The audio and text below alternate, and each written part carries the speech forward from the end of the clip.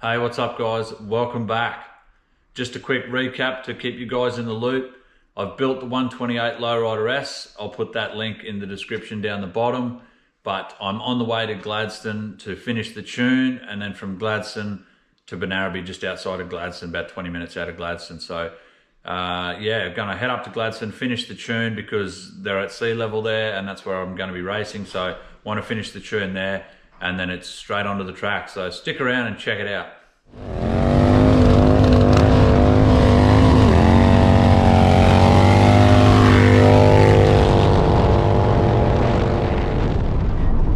It's been a very early morning start. I've been up since 4 a.m. Well, the both of us have been up since 4 a.m. It's now 20 past 8 and everything's loaded up. The bike's in the back. We've got all the gear. Yeah, I've still got about, I think I've got about 2 or 3 hours, at least 2.5 hours drive ahead of me yet. But fortunately for you guys and the power of YouTube vested in me, you guys are going to arrive at Harbour City Harley right now.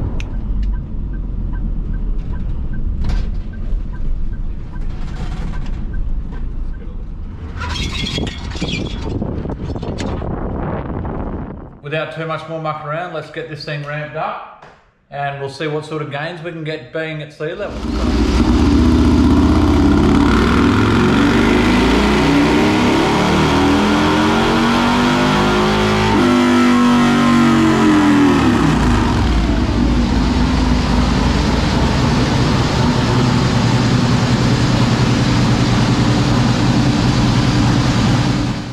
158 horsepower, 154 foot-pounds. I wasn't expecting such a big increase. All I've done is gone from Toowoomba to Gladstone, tuned it in Gladstone at sea level where the air pressure is higher, and we've gone from 143 horsepower, 137 foot-pounds. That's all I got in Toowoomba, just giving it a quick tune-up. But yeah, massive increase in power just there. The elevation has a big effect on high-performance engines when they are tuned up to, well, when they're built to this sort of level. You know, on a stock engine, it's not going to affect it as much, but with a high performance engine, the air pressure, the altitude, all that stuff has a big effect. But anyway, enough of that. Let's get this lowrider on the track and see what it's going to do.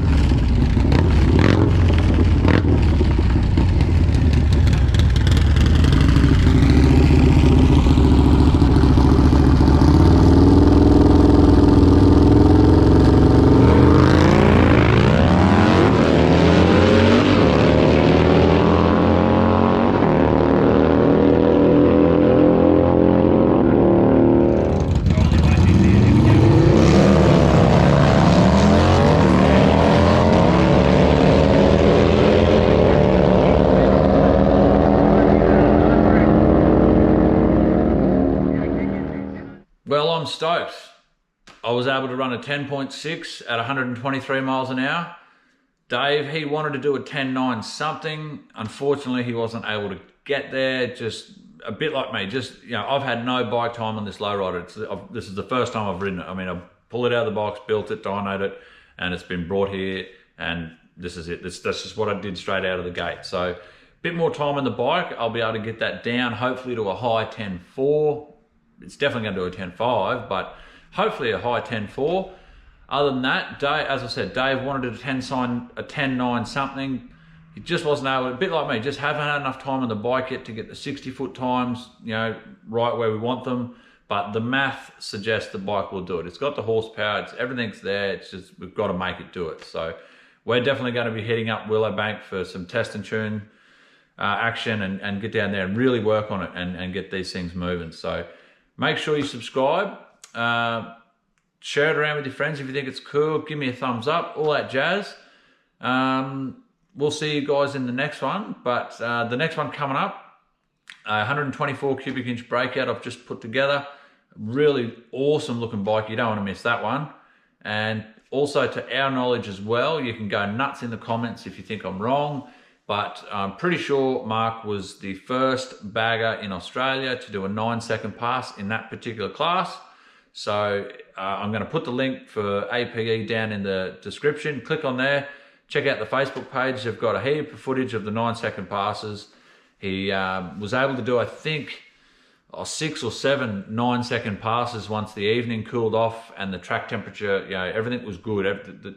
The bike worked well, everything was good. And yeah, as I said, 6 or 7 9-second passes. So well done, Mark, and all the guys at APE. That's a friggin' awesome achievement.